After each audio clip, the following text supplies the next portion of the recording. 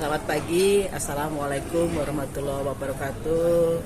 Salam sehat bagi semua seluruh sobat-sobat tani kita, petani-petani milenial, petani yang energik, petani yang punya inovasi, petani yang semangat membangun pembangunan kita menuju swasembada pangan, menuju kemandirian pangan.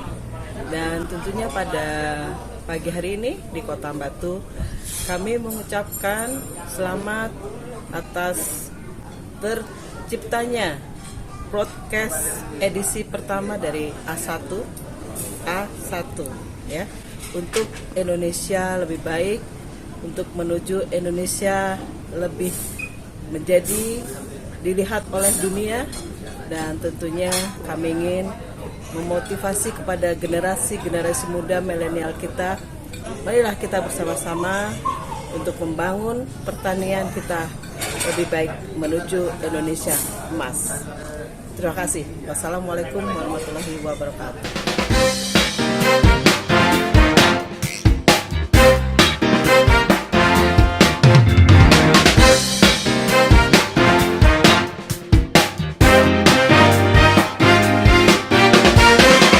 Oke, salam sehat Sobat Tani seluruh Indonesia. Hari ini kita itu mau ngejus alpukat sambil ngobrol-ngobrol nih. Ini ada my friend from Minnesota, United States of America. Kebetulan dia ini sekarang ini berada di Indonesia untuk menyelesaikan master degree in Brawijaya University. Tetapi ada hal unik ya. Apa yang dilakukan di Indonesia ini ternyata saat ini juga membawa sebuah inovasi-inovasi dalam memproduksi industri turunan dari buah. Mungkin pertama-tama a very pleasure of us to invite you here. Maybe first of all you can introduce yourself to our audience. Mr. Jacob, take your time. Okay. Yes. Yeah, my name is Bahasa Indonesia. Terserah. Ya. Bahasa Indonesia. Ya, oke. Oke, nama saya Jacob. Saya asli Amerika Serikat, Provinsi Minnesota. Kota namanya Minneapolis. Okay. Sekarang saya sudah di Indonesia kurang lebih 3,5 tahun. Untuk tujuannya lanjut kuliah S2. Insya Allah tinggal 1 semester lagi. Siap. Baru lulus. Ya. Di jurusan ilmu tanah, Fakultas Pertanian. Di awalnya diajak ke Indonesia lanjut kuliah dengan visi nanti kerja di sini juga dengan sebuah PT namanya PT Sunray yang bikin snack ini yang Java banyak. Nanti bisa bahas tentang itu juga, tapi selesai. Iya, luar biasa. Jadi Mr. Jacob, apa yang membuat Anda tertarik dengan Indonesia? Apa sih spesialnya Indonesia ini?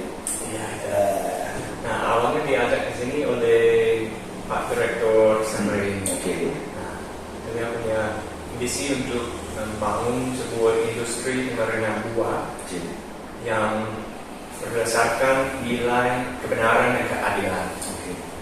Nah, itu yang pertama kali itu yang menarik.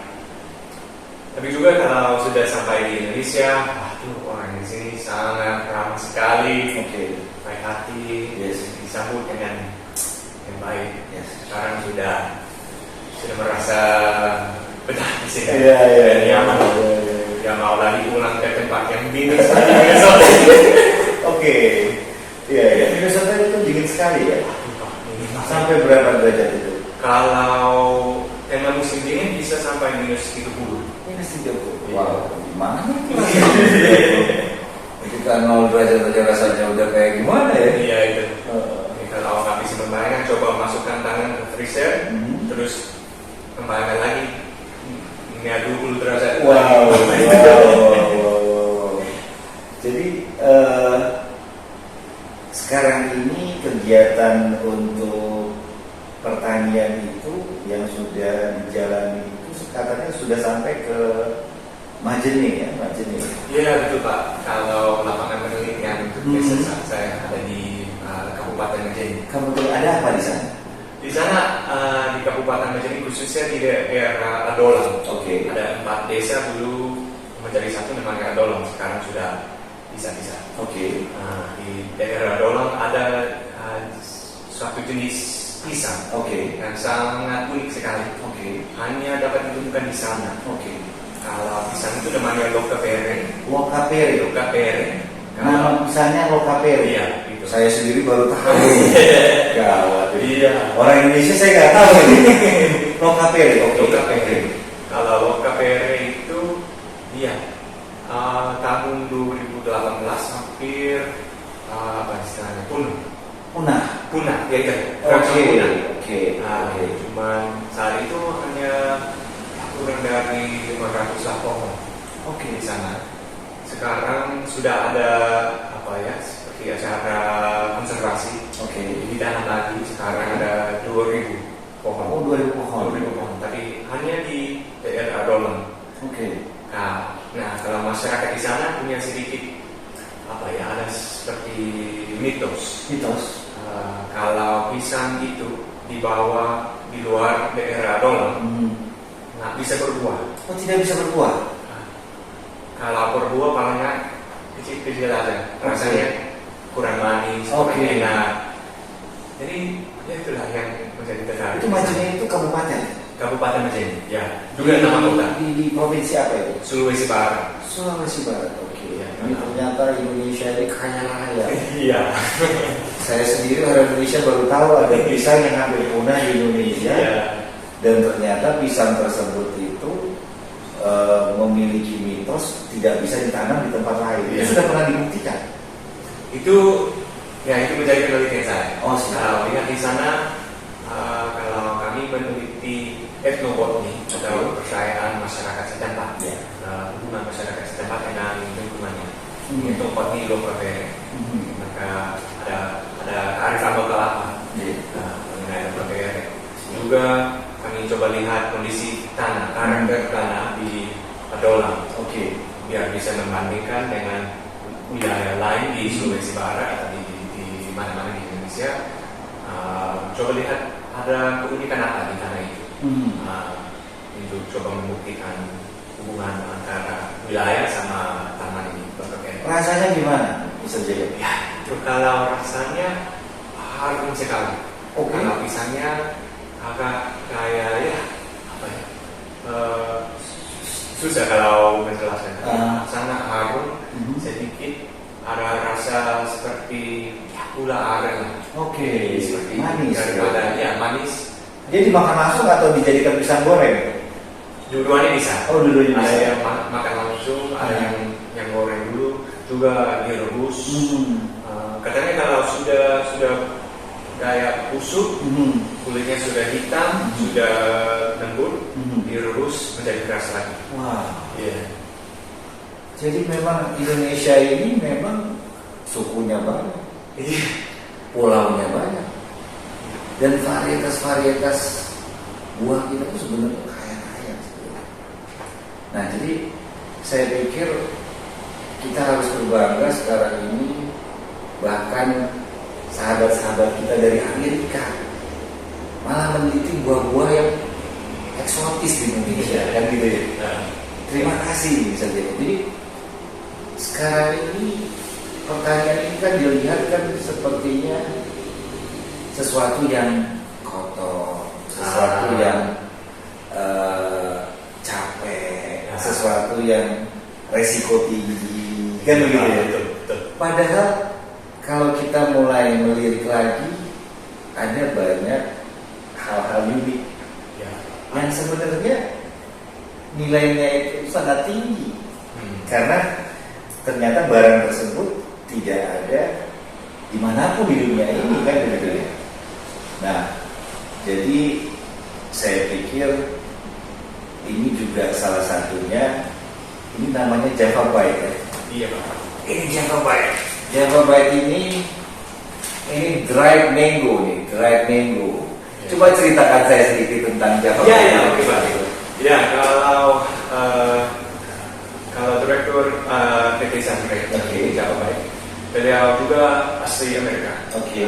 Dari provinsi Wisconsin. Yes. Nah, itu berbatasan dengan Minnesota. Tempat Dingin juga. Yes. Beliau sudah 25 tahun lah di Indonesia. Lama sudah di sini. Kalau di sini biasanya pakai panggilan Pak Cakra. Pak Charles. Pak Charles namanya Pak Charles pakai panggilan Pak Cakra. Pak Cakra. Di Indonesia. Pak Cakra. Nah, di Pak Cakra itu 20 tahun yang lalu datang di Indonesia sebagai konsultan dari Departemen Pertanian, Kementerian Pertanian. Di mana ya? Jawa Barat. Di Jawa Barat. Selama konsultasi di sana dia ada keluhan dari petani.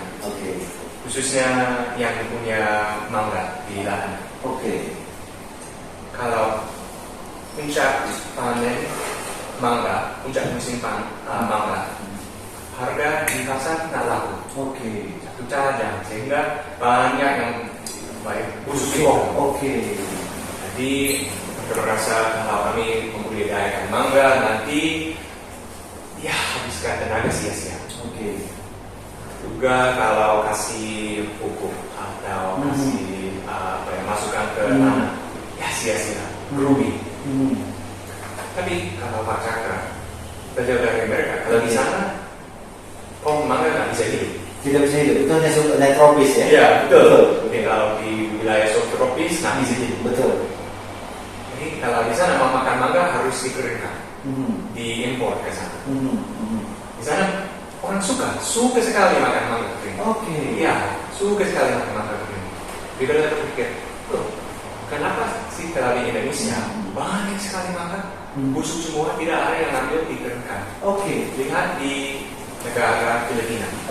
Sudah ratusan ton diekspor setiap tahun dari Filipina lalu juga dari kenapa sih kalau bilang kenapa Indonesia harus kalah sama Filipina?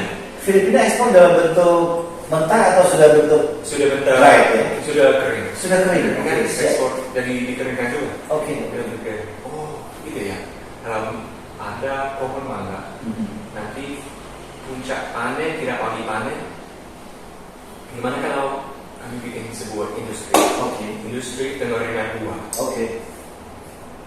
Di mana nilai tambah dari produk nilai tambah itu terwujud di daerah sekitarnya, bukan lagi bermanfaat bagi orang yang sudah kaya. Atau bagi cuman bermanfaat di wilayah kota-kota perkotaan seperti di Filipina, tapi gimana kalau kita membuat sebuah industri di mana manfaatnya terwujud di wilayah perdesaan. Manfaat ekonomi terwujud oleh masyarakat kecil yang paling membutuhkannya. Dengan ide itu beliau menciptakan 2 badan hukum di Indonesia. Satunya PT Sunray. Namanya PT harus cari keuntungan. Profit oriented ya. Iya, tetapi karena dia punya nilai sosial manusia juga, dia mendirikan sebuah yayasan, namanya Yayasan Bina Manusia Seutuhnya. Yayasan sosial untuk menjaga nilai sosial manusia yang dia punya untuk PT-nya. Agar supaya itu bisa terwujud, dia yayasan Bina Manusia Seutuhnya menjadi pemegang saham PT-nya. Sekarang ada PT Sunray, tapi pemegang saham yang menguasai adalah sebuah yayasan sosial.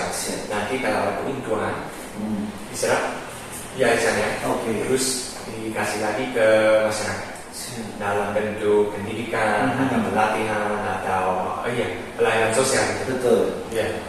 Itu bisnisnya seperti itu. Sekarang sudah ada 2 tempat produksi, yang lama di daerah Kediri. Yang baru ada tempat produksi sama tempat latihan yang di Desa Gading Kulon. Desa Gading Kulon?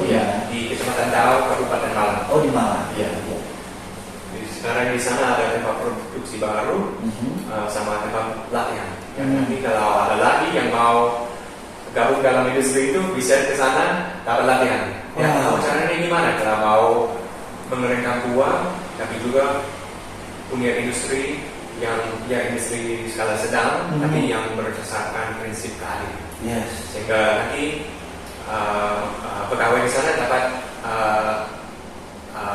gaji yang seimbang. Oke. Nah, juga ada sekarang kalau kami beli mangga dan kontrak sama petani, ya meskipun puncak panen harga di pasar tidak laku, kami masih beli dengan harga yang cocok. Oke. Ya nanti ya tujuannya supaya petani dapat manfaat juga. Betul. Dan juga masyarakat yang bekerja di pabrik kami di sana, pabrik sangrai, saya bekerja di sana, hanya harapan aja. Jadi di sangrai juga ada manfaat ekonomis dan sebagainya. Ini sangat inspiratif dan luar biasa ya. Artinya ternyata Indonesia itu dilirik oleh bangsa lain, bahkan dari Amerika juga ada yang mau membuat bagaimana Indonesia menjadi lebih baik ya. Sekarang kita yang orang Indonesia ini bagaimana nih anak-anak mudanya nih? Apakah kita bisa membuat manfaat-manfaat juga bagi daerah-daerah sekitar kita? Dan sekarang ini salah satu masalah terbesar di sektor pertanian Indonesia ini adalah masalah kestabilan harga. Ya Pak.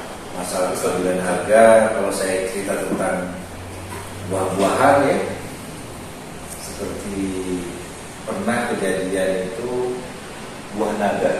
Ya. What do you call buah naga in English? Dragon fruit. Dragon fruit. Yeah. Dragon fruit. How much price in US? How's the price? Oh ya, harus diimpor juga. No. Consumer price in Yeah. US.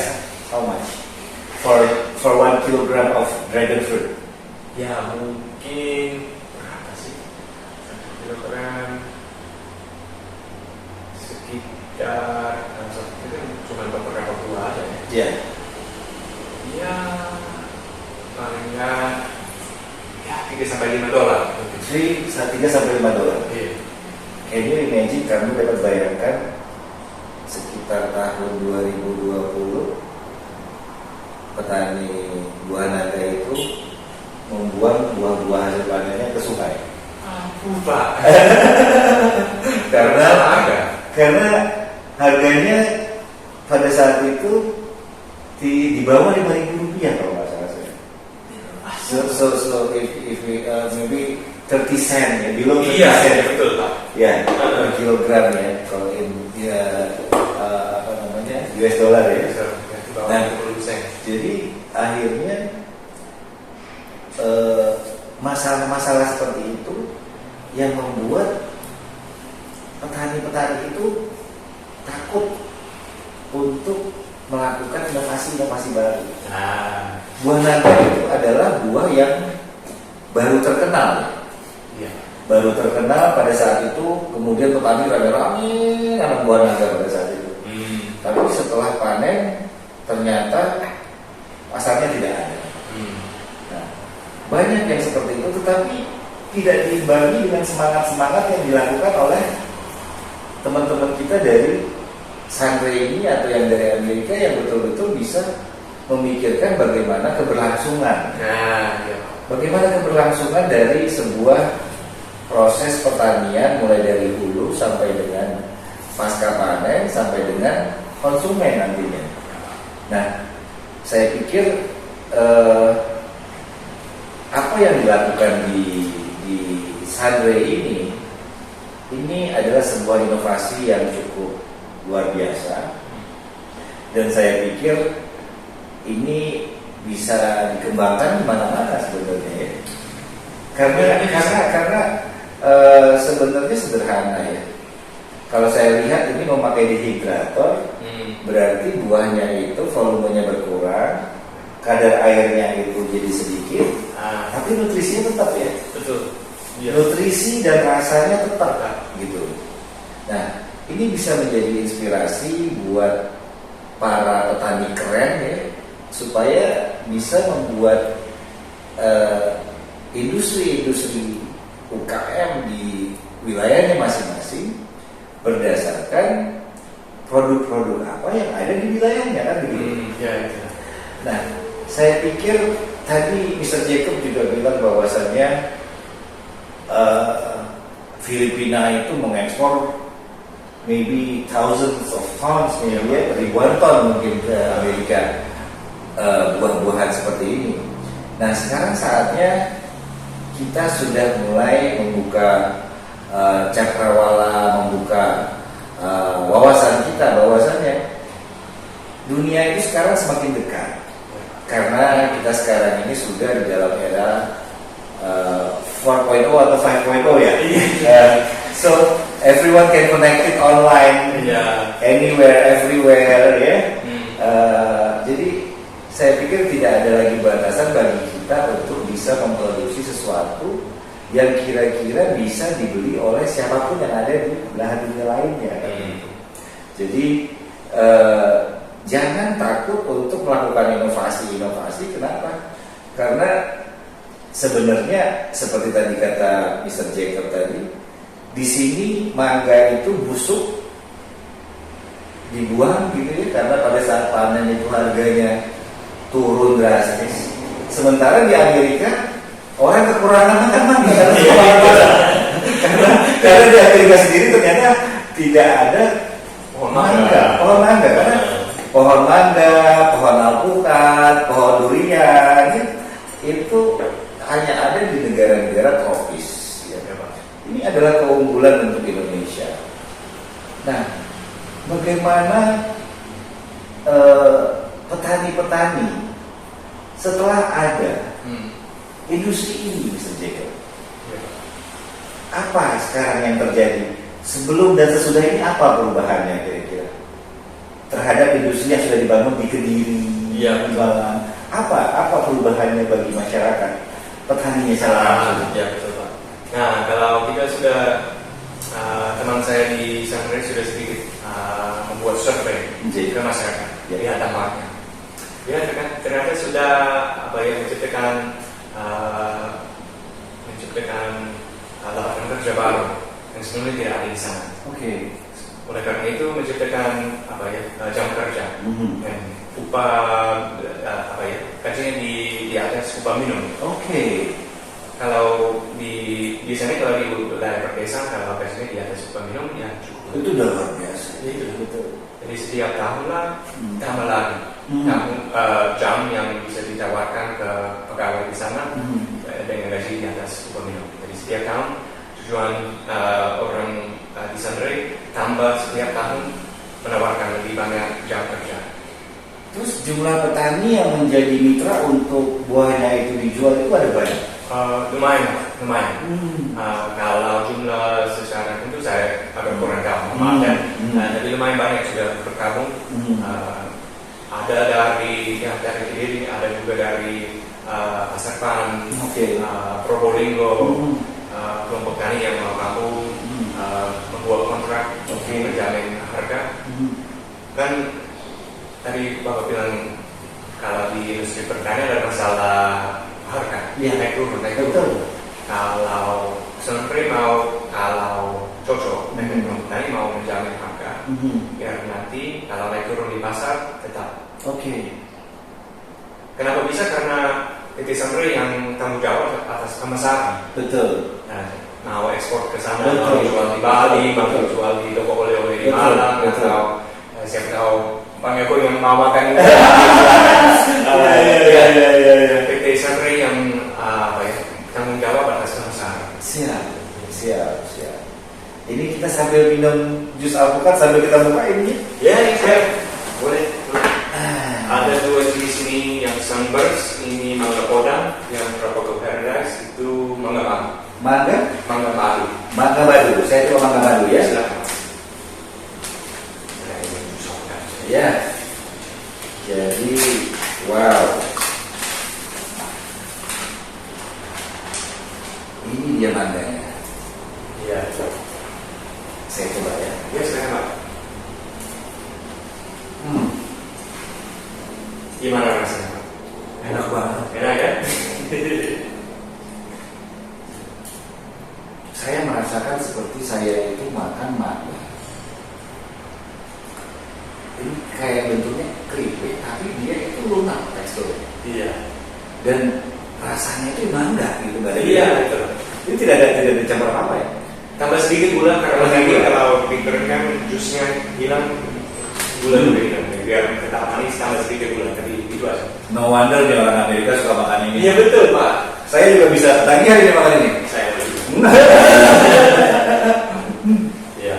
Ini ya beda dari keripik ya. Nah, enak banget. Jadi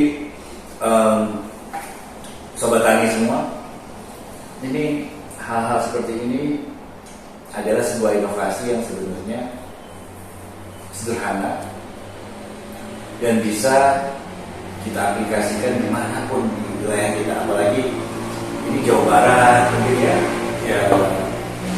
menghasil mangga harum manis ya. Artinya ada banyak sekali yang selama ini sebenarnya merupakan sebuah peluang. Tetapi peluang tersebut kita tidak bisa menjadikan sebuah hasil karena kita itu selama ini tidak melirik bahwasannya ada pasar atau tren atau lifestyle Iya. dari konsumsi dunia ini. Setahu saya negara-negara seperti Indonesia itu biasanya kan itu ada istilahnya demonstration effect ya. Dia ngikut sama trennya Amerika 5 tahun yang lalu gitu ya. Nah, jadi apapun yang sekarang sedang happening di sana itu nanti akan happening juga di Indonesia kan gitu ya Pak. Nah, ini sekarang kita sedang membuat bagaimana supaya para sobat-sobat tani, petani-petani keren yang ada di Indonesia ini sudah bisa melihat tren dan lifestyle buah-buahan yang ada di negara-negara maju. Apa benar itu Mr. Jacob? Katanya sekarang ini setelah pasca pandemi, orang-orang itu mulai lebih berpikir banyak tentang menjaga kesehatan. Ya Pak. Betul. Termasuk salah satunya adalah menjaga pola makan. Ya, Pak. Katanya jumlah vegetarian yang tidak mengkonsumsi daging gitu ya, mereka konsumsi sayur, mereka konsumsi buah, itu sekarang meningkat terus. Iya. Gimana itu tren anak muda di sana itu gimana sih? Iya betul Pak. Sekarang menjadi lebih biasa kalau mau vegetarian atau yang nggak mau makan daging, ya menjadi lebih biasa. Ya seperti Pak Joko bilang tadi ya, karena setelah masa pandemi belum lewat tadi ya setelah Itu sudah punya booster. Iya itu. Jadi ya setelah ada pandemi seperti itu yang ya agak menakutkan ya, banyak orang agak takut ya mulai menjaga kesehatan termasuk nutrisi. Nah, kalau sekarang di sana ya makanan itu obat. Kalau makan makanan yang kurang sehat itu seperti racun. Jadi makanan yang baik seperti obat. Sekarang itu lebih begitu. Ya memang ada yang masih tidak mau makan sehat. Ya, selalu makan fast food ya. Itu ya. Junk food ya. Itu enak banget junk food itu. Betul. Jadi ya raja junk food ya itu.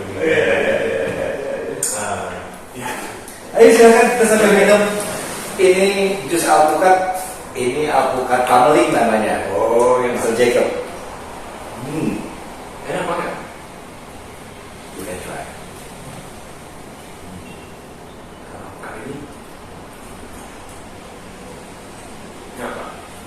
Nah sekarang itu banyak teman-teman petani muda sudah mulai menanam alpukat pangling. Jadi sekarang itu sudah mulai memilih dan merencanakan tanaman apa yang kira-kira kualitasnya itu bagus untuk pasar yang besar. Iya.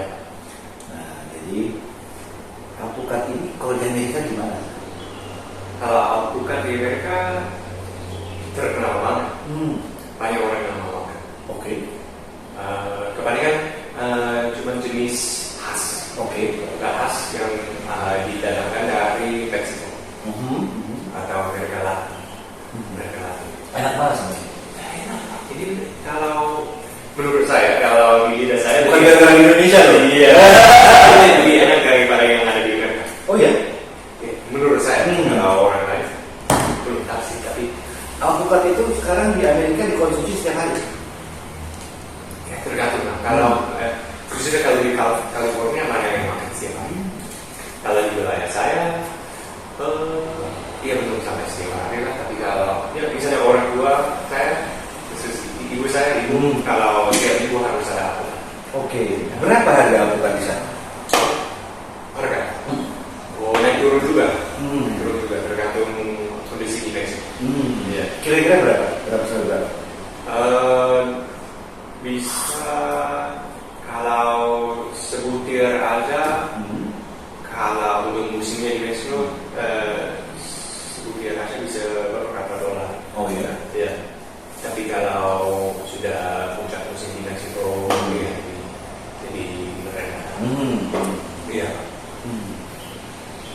Saya lihat ada si Katy Perry itu sampai buat tato alpukat. Iya betul.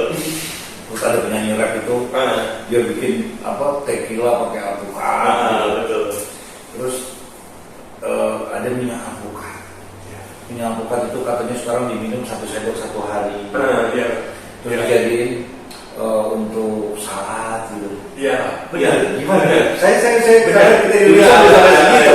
Kalau di budaya makanan sehat itu ada tren sekarang pakai roti panggang dengan alpukat. Oke. Pakai alpukat ya tebal lebih banyak alpukat daripada roti. Oke. Jadi roti panggang sama alpukat terus tambah ya bumbu apa kalau mau cabai. Alpukat sama buah kamon tuh bedanya apa? Apa? Buah kamon. Buah kamu. Oke. Itu kayak mirip alpukat atau sama dengan alpukat? Buah kamon. Buah kamu. Oh, belum tahu saya. Dari Meksiko ya. Iya. Jadi sekarang itu dia buat hamburger. Oh iya. Tapi pakai alpukat. Dagingnya dibangun sama alpukat ya. Wah. Bisa. Belum pernah makan ya? Nggak pernah lihat. Iya. Ya. Ada juga kalau di sana mau pakai menggantikan minyak goreng dengan minyak alpukat. Oh gitu. Iya. Minyak goreng Iya. pakai minyak alpukat. Betul Pak. Oke. Itu juga ibu saya yang beli. Mahal itu tapi. Wah, mahal banget. Terus apa bedanya?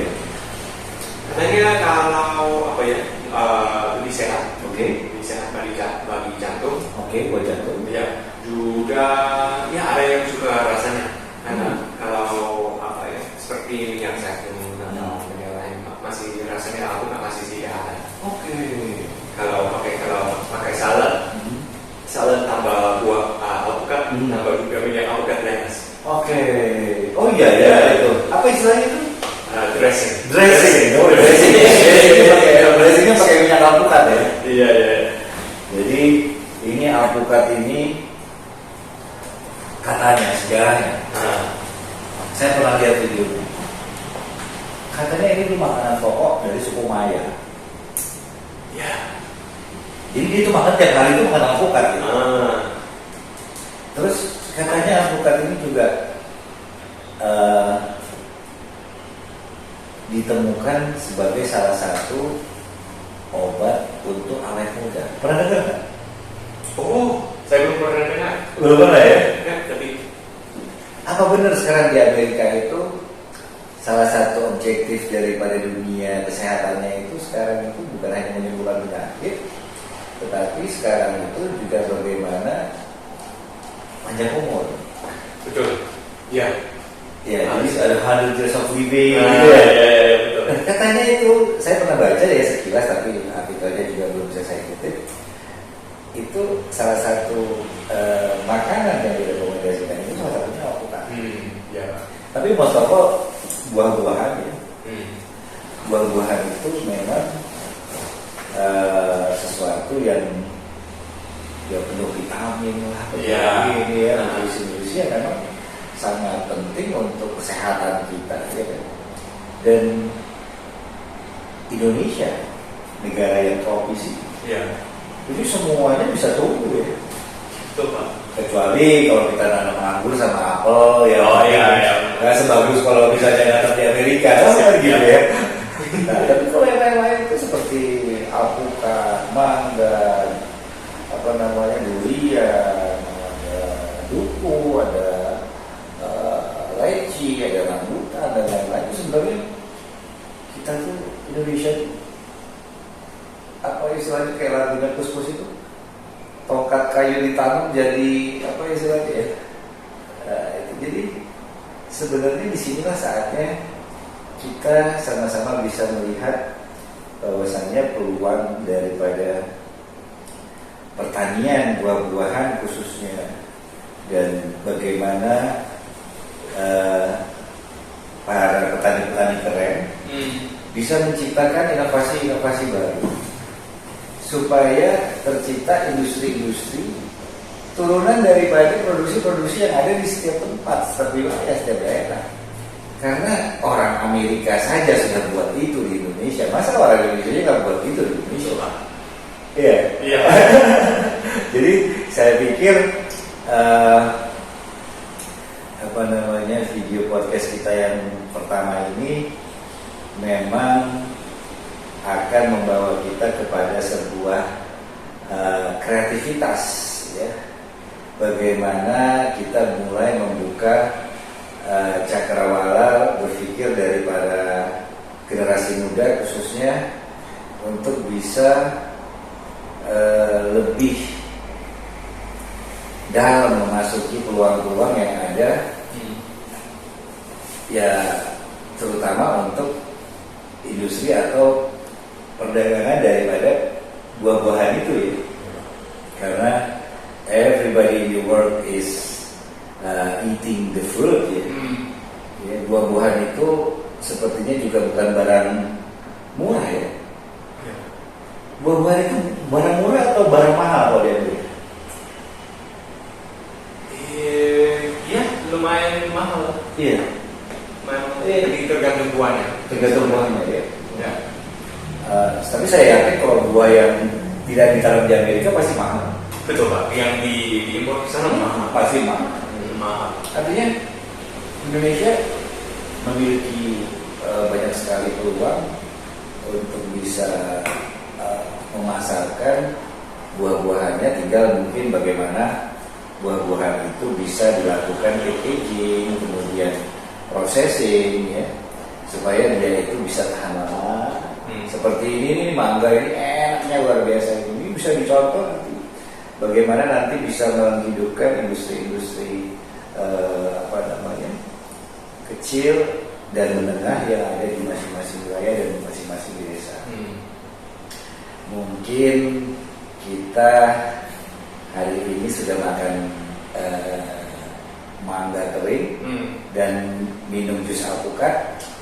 Ini saya mau buka alpukat pameli ini, sedikit. Ya. Ini yang pameli. Ini pameli. Sebesar ini. Iya. Nah.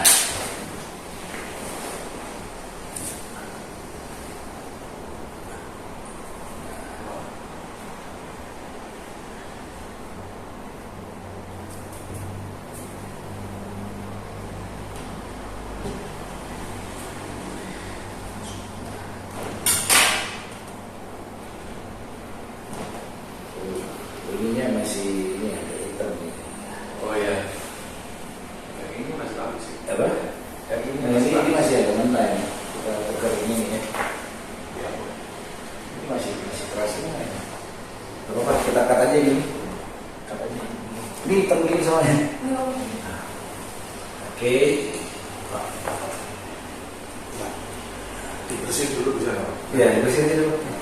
Nanti dia dulu. Ya saya nggak enak soalnya naruh ini kalau ini.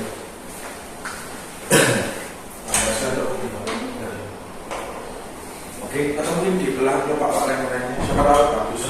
Oh beres semua. Beres semua. Nggak usah itu. Oh iya beres semua masih Mentah. Oke. Yang tadi sudah matang Pak tadi. Apa? Yang tadi sudah matang yang sama menjelang. Tapi hitam semua. Karena itu masalah kayak Oh, dibersihin aja dulu baru kita nanti take lagi. iya. Apa lagi yang kurang kira-kira? Kenapa? Udah bisa closing atau ada yang kurang lagi yang saya nggak ingat? Oh iya.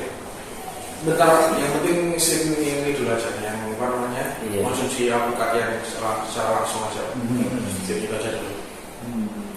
Apa aspek apa lagi yang mau dibicarain mumpung ada di sini? Ini sih Pak. Saya malah tertarik ke keunggulan apa? Buah yang dikeringkan. Enak banget kamu makan. Iya. Saya nggak main-main. Ya, Ya bulan lain. Coba ya. Ada berapa jenis bukan sampai mangga ya? Iya, kalau di Javapai cuma 2 jenis mangga, yang mangga kurang, mangga madu. Selain itu juga bikin Javapai yang buah nanas sama buah papaya. Ada juga jambu merah. Sama sekarang baru mulai produksi kelapa dalam. Oh, daging kelapa Dagingnya yang sudah tua. Itu dijadikan ini juga. Nilai berapa? Kalau kelapanya lebih keras. Kayak kering tadi apa ya, bukan digoreng. Oh, gak di dry. Iya. Nggak di fry tapi gorengan dry. Iya. Di mana? Gorengan fry, tapi kan dry. Itu dry, iya. Hilangkan kadar airnya. Tapi kalau kelapa gak di dry gini gak ya? Ya seperti ini tapi teksturnya beda. Oh, teksturnya beda. Ya, hasilnya beda. Tapi prosesnya sama. Nilai berapa? Rasanya. Gimana? Kalau manis atau Enggak ya? Masih manisnya pas Pak. Enggak ada namanya kok. Manisnya pas. Ini tuh snack tuh enak banget. Iya. Kata gula ini berapa? Kalau orang diabetes bisa makan juga atau enggak? iya jumlah gula 24 gram dalam apa ya? 40 gram. Kita buat bukan versi 20 gram gula. Ini yang bukan dibuat versi ini juga bisa ya? Belum tahu. Coba aja. Bisa ini ya. Oh, ternyata kok sampai bawa sini? Tadi dibisikan yang nggak bisa gimana gitu ya? Kayak bersih. Nggak ada sendok besi ya? Mana juga ini? Tapi coklat dulu, masih coklat dulu. Nggak kuat. Selain itu kan kalau sudah banyak seperti ini bisa tanam. Betul. Berapa lama? Kalau secara hukum harus ada tanggal lahir. Kalau itu batasan 2 tahun. Buat apa? Tapi sebenarnya bisa lebih lama. Cuman batasannya harus sekarang 2 tahun. Seperti kalau ada di stok, misalnya yang sudah lewat masa lakunya, saya mau pulang makan.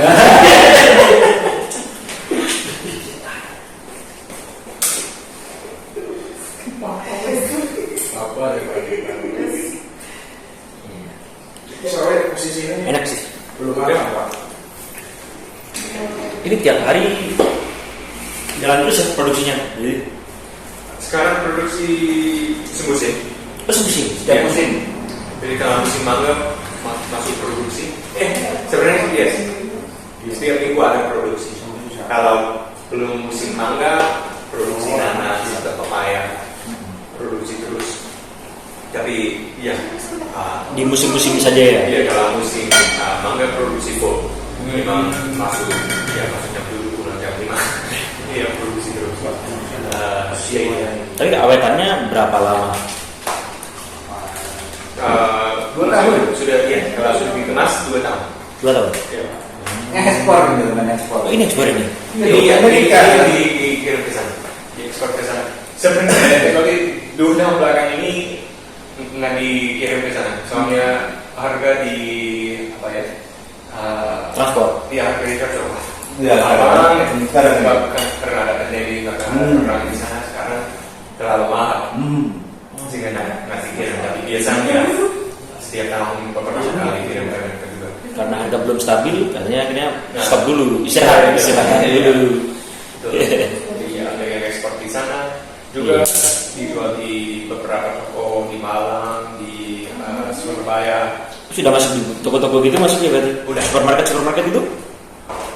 Iya, tadi ini bicara di Sukses Jaya. Supermarket Sukses Jaya, di supermarket Lailai. Kalau Sukses Jaya ada 2 lokasi. Satu di belakang Kampung Arab. Surabaya. Di sini Kampung Arab. Di Kampung Arab di sini. Alun-alun. Iya. Di sana ada satu lagi di Lailai. Ya ada di Lada. Kalau Sukses Jaya ada 2 lokasi, satu lagi di Dieng. Dieng. Oke. Iya, kalau ini juga dijual di Lada. Atau kalau ke Batu di toko oleh-oleh ada juga di Surabaya. Ini kan pabriknya di Malang atau ada satu di Kediri yang lama di Kediri yang baru mulai produksi di Desa Gading Kulon, Kecamatan Daun. Gading Kulon. Di Malang Daun sini. Yep. Oh, Gading Kulon tahu. Ya. Ya. Baru mulai produksi di sana. Sekarang juga kalau di Gading Kulon bikin tambang ruang dingin untuk pembukuan dengan besi. Nanti kalau puncak musim mangga selain mengeringkan juga membeku, terus biar ada stok yang sudah beku. Nanti setelah musim mangga sudah lewat bisa ambil dari stok yang beku untuk produksi terus. Wah, dia berarti ada Di belum, tapi belum. Sebuah baru. Terus yang mulai masuk musim. Tapi kalau izin kami cuma dua ada dua kering. Jadi kalau membeku nanti masih dikeringkan. Untuk kalau sudah tidak musim mangga lagi masih ada stok yang frozen bisa dikeringkan, yang bisa produksi sepanjang tahun. Iya. Oke, kita closing. Boleh?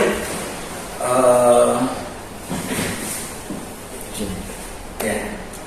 Jadi tadi kita sudah ngejus sambil makan dried mango yang luar biasa ini. Intinya adalah building economic sustainability Indonesia, ini bahasanya Jaka Baik. Sebelum kita tutup, kira-kira apa pesan-pesan dari Mr. Jacob kepada petani-petani keren di Indonesia? Apa kira-kira pesannya? Saya juga mau menyampaikan rasa terima kasih kepada semua masyarakat Indonesia. Selama saya di sini saya merasa sangat nyaman, sangat aman. Selain itu saya setuju dengan Mang Eko. Kalau petani keren jangan takut inovasi. Tapi kalau inovasi kita harus ingat ada sebuah betapa dari Nabi Sulaiman. Katanya lebih baik sedikit harta dengan bertakwa kepada Allah daripada kaya raya dengan kekecauan. Jadi dalam inovasi mau industri berkembang siap. Jangan lupa prinsip keadilan, kebenaran. Jangan lupa bertakwa. Nanti kalau kita semua mencari kaya tapi tidak lagi bertakwa, Betul. hancur semua. Betul. Jadi itu aja yang saya mau. Wah, luar biasa ini. Luar biasa. Jadi pesan-pesan yang tadi itu berinovasi dan bertakwa itu memang sangat penting, dan channel kita ini A1 Production ini memang ini baru perdana ini sekarang ini, dan kita sekarang ini sedang memiliki visi bagaimana memotivasi menginspirasi para petani-petani keren di Indonesia sehingga dunia pertanian itu semakin maju. Dunia pertanian semakin maju, ekonominya semakin maju, kemudian ketakuannya semakin maju juga. Oke, terima kasih kepada para petani-petani keren dan seluruh stakeholder pertanian dan teman-teman yang menyaksikan video podcast kami pertama ini. Mohon dukungan supaya channel ini bisa berkembang ke depan dan bisa memberikan warna baru bagi dunia pertanian Indonesia. Terima kasih. Ya, terima kasih. Salam sehat. Oke. Thank you. Ya.